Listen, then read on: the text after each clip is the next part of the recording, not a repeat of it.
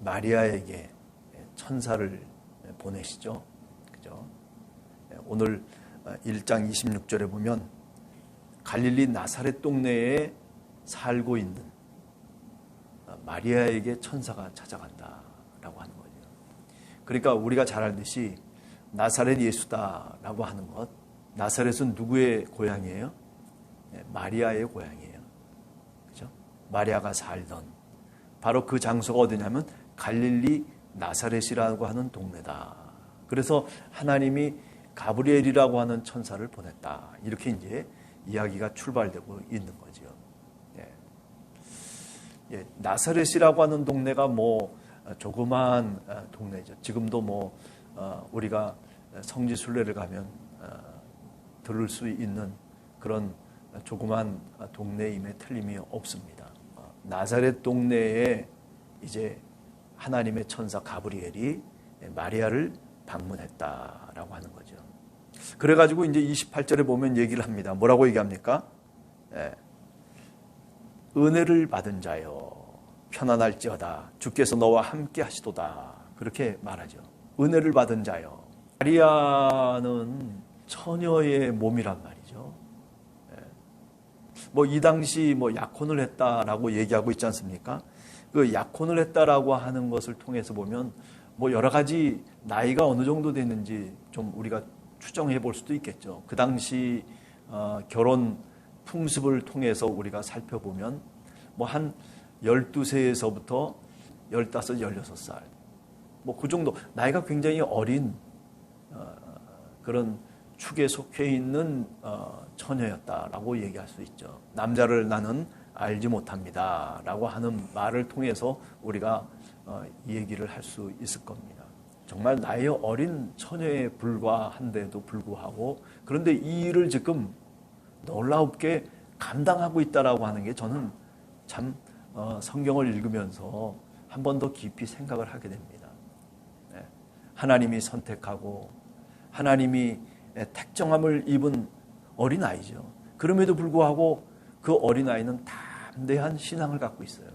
세례 요한의 아버지 보세요. 어려운 일들을 겪어서 결국 세례자 요한을 이제 낳게 되는데 그런데 오늘 이 사가리아라고 하는 제사장 계급에 있는 사람과는 전혀 다르게 그저 여종에 불과합니다. 자기 자신이 그렇게 얘기하지 않습니까? 그런데 이 작은 소녀인 이 처녀는 마리아는 담대한 굳건한 신앙을 갖고 있었다라고 저는 생각할 수밖에 없다 봅니다. 은혜를 받은 자요 하고 평안할지어다 주께서 너와 함께 하시는도다. 그렇죠? 천사가 와서 주께서 너와 함께 하신다라고 하는 그 위로의 말을 줄 때 얼마나 가슴이 뛰겠습니까? 주님이 찾아와 주신 것만 해도 감격스러운 것 아니겠어요? 근데 또 뭐라고 얘기합니까? 은혜를 받은 자요. 조그만 나이 어린 한 소녀지만은 누구보다도 하나님에 대한 깊은 영성을 갖고 있었던 마리아였다라고 그렇게 말씀드릴 수가 있는 거죠. 하나님의 평강이 너와 함께하고 그리고 주님이 너와 함께 오늘 또 하시는구나 라고 하는 그런 어떤 감탄사라고 그렇게 얘기할 수가 있을 겁니다.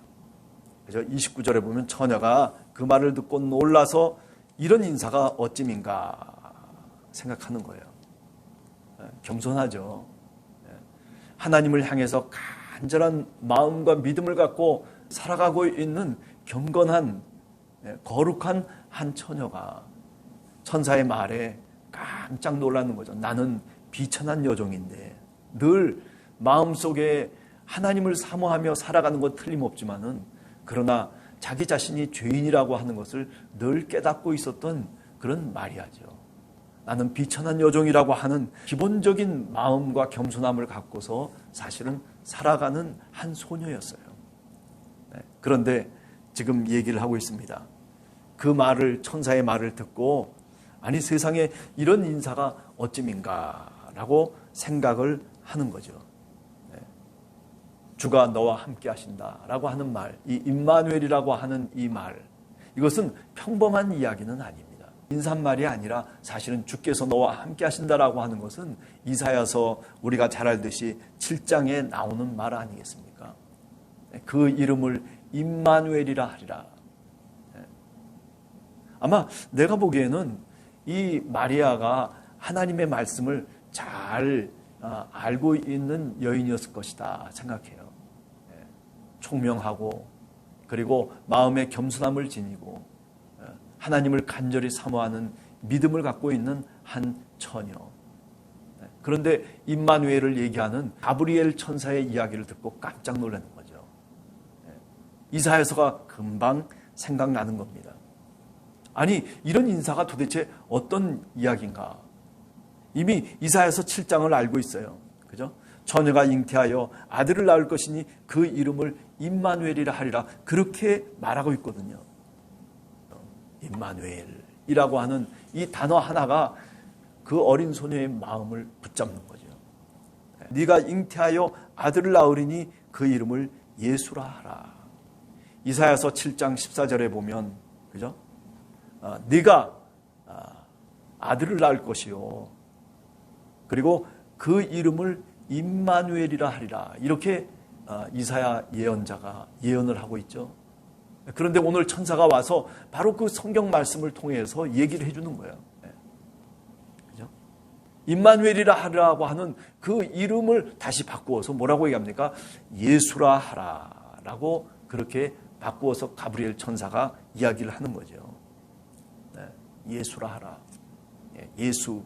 예수라고 하는 이름도 평범한 이름은 사실은 아니죠. 예수아라고 하는 것은 여호수아라고 하는 말과 같은 말이죠. 믿음으로 광야 40년을 이스라엘 백성들과 함께 전투에 나가서 싸움도 하고 그리고 그 땅을 정복하기 위해서 모세는 약속의 땅에 들어가지 못했지만은 그러나 누가 들어갔습니까? 바로 이 예수아. 여호수아는 그 땅에 들어갔던 이스라엘의 위대한 영웅 가운데 한 사람이 누구냐면 바로 여호수아죠. 그런데 그 이름을 여호수아, 예수아로 하라고 그렇게 천사가 이야기를 하고 있는 거죠. 자, 이런 말씀 하나하나가 마리아의 마음속에 성경의 말씀을 깊이 묵상하고 있는 이 마리아라고 하는 이 거룩한 처녀의 마음속에 감동과 그리고 물결을 일으키기 시작했을 것이다 라고 그렇게 상상해 볼 수가 있습니다. 이사야 9장 6절과 7절에 보면 우리가 지난 주일날도 말씀드렸습니다면 아기가 낳을 것이다. 그 아기가 어떤 아기냐? 그 아기는 정사를 가졌고 기묘자여 모사여 전능하신 하나님이여 영존하신 아버지라 평강의 왕이라 할 것이다. 그 다윗의 왕좌가 다윗의 나라가 그를 통해서 보존될 것이다. 영원히 보존할 것이다 라고 그렇게 이사야 예언자가 그죠? 이사야 9장 6절에서 7절에 말하고 있지 않습니까? 그러니까 오늘 이 31절 32절의 말씀은 다른 것 아니에요. 바로 이사야가 예언한 그 예언의 말씀을 누구에게 전하고 있는 겁니까? 예수님의 어머니이신 마리아에게 지금 전하고 있는 거예요. 그 일이 감당이 되겠습니까?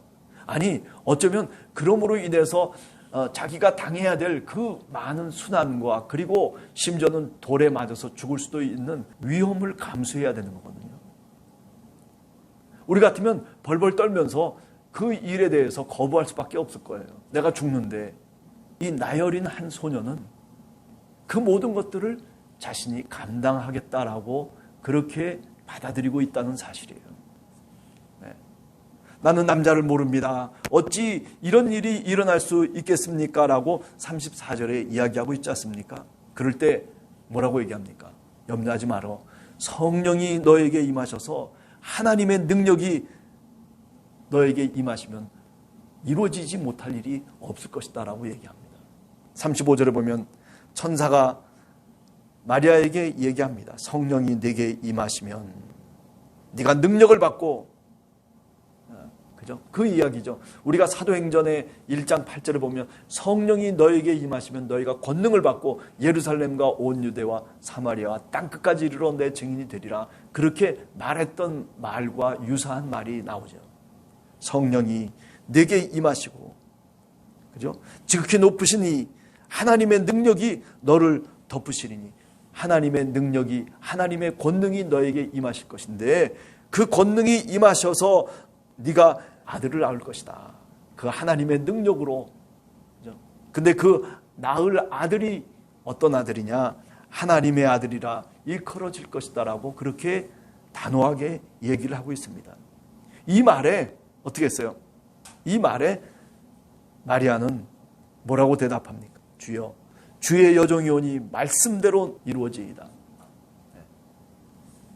저는 이런 신앙 고백이 이게 보통 고백은 아니다라고 생각을 해요. 그러면 어떻게 남자도 모르고 그리고 나이 어린 한 소녀가, 이 마리아라고 하는 소녀가, 그것도 나사렛 동네 뭐 그냥 저 시골 촌뜨기 같은 그 동네의 한 여인이 이렇게 담대하게 하나님의 능력과 역사를 자기의 가슴 속에 받아들이고 있느냐라고 하는 거죠. 그것은 저는 38절에 나와 있다고 생각해요. 마리아가 이르되 주의 여종이오니 둘로스, 나는 당신의 여종입니다. 종의식. 주인이 뭐라고 얘기하면 종은 어떻게 해요? 종은 늘 따라가는 거예요. 우리가 요한복음 2장에 보면, 그죠? 물이 포도주로 바뀌어질 때 연회장에 종들이 있었잖아요. 하인들이 있었잖아요. 그 하인들이 어떻게 했습니까? 네? 마리아가 뭐라고 얘기했어요? 여기서 얘기한 이야기를 그대로 얘기했어요. 주인이 얘기하면 너희들은 그대로 따르라 하고 종에게 얘기하잖아요. 그게 어쩌면 예수님의 어머니인 마리아가 일평생 갖고 있었던 신앙이었을 수도 있어요. 그냥 그 말씀대로 따라라. 그래서 어떻게 했어요? 물을 항아리에다 넣어라 해서 항아리에 넣고 떠서 갖다 주어라 하니까 또 어떻게 됐어요? 갖다 주었어요. 하인은 그거예요, 바로. 여기 오늘 마리아는, 예수님의 어머니 마리아는 지금 그렇게 종으로서의 역할을 하고 있는 거예요. 종의식. 하나님, 나의 주님이 뭐라고 얘기하는데 거기에 토를 달질 않습니다.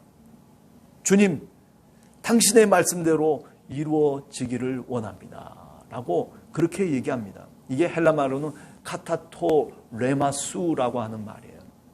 당신의 말씀을 따라서 되어지리라 하는 그런 말이에요. 하나님께서 말씀하시는 그 말씀을 쫓아서. 근데 이 레마라고 하는 말 자체가, 이게 로고스라고 하는 것도 말씀이라는 뜻이거든요. 그런데 이게 서로 달라요. 레마라고 하는 이 말을 지금 여기서 사용하고 있는 것은 뭐냐면 자신에게 감동으로 다가오는 그 개인적인 감동의 언어예요. 레마라고 하는 거예요. 레마. 로고스라고 하는 것은 보다 사실적이고 객관적인 것이라면, 이 레마라고 하는 이 말씀은, 이거는 내 영성과 내 마음을 흔드는 그런 하나님의 은혜의 말씀이라고 하는 것을 얘기하는. 그러니까 지금 여기서 당신이 말씀하시는 그 말씀대로 이루어지다라고 얘기하는 이 마리아의 얘기는, 이미 나는 당신을 만날 때부터 내 마음속에 감동을 느꼈고, 그리고 내가 따르기로 작정하고 여기까지 왔다라고 하는 거예요. 내가 죽더라도 내 목숨이 끊어지더라도 나는 여종입니다. 나는 당신의 종입니다라고 하는 종의식을 갖고 나이 어린 한 처녀가 이 엄청난 세계사적인, 아니 이 엄청난 구원의 역사 속에 한가운데 사실은 뛰어든 겁니다. 그러니 이 마리아가 대단한 여인이라고 우리가 어찌 이야기하지 않을 수가 있겠어요. 예수님의 어머니 마리아처럼 이렇게 담대한 마음을 갖고 정말 하나님의 말씀에 감동하는 그런 주인과 종의 모습처럼, 내가 주님이 말씀하시면은 그 말씀대로 따르겠다라고 하는 그런 순종적인 마음과 자세를 갖고 오늘 우리들도 사실은 살아야 되지 않겠느냐라고 하는 거죠. 그저 예수님만 대망합니다, 주님 기다립니다, 이런 얘기로만 끝날 것이 아니라, 내가 주님의 말씀에 순종하고, 주님의 말씀이 내 뜻과 다를지라도 그래도 주님의 말씀을 따르고 있는 이 한 어린 소녀 마리아의 이야기를 통해서 우리는 우리 신앙을 다시 한번 점검해야 되고, 그리고 우리가 기도해야 될 분명한 이유가 있다라는 것을 다시 한번 깨닫게 되는 것입니다.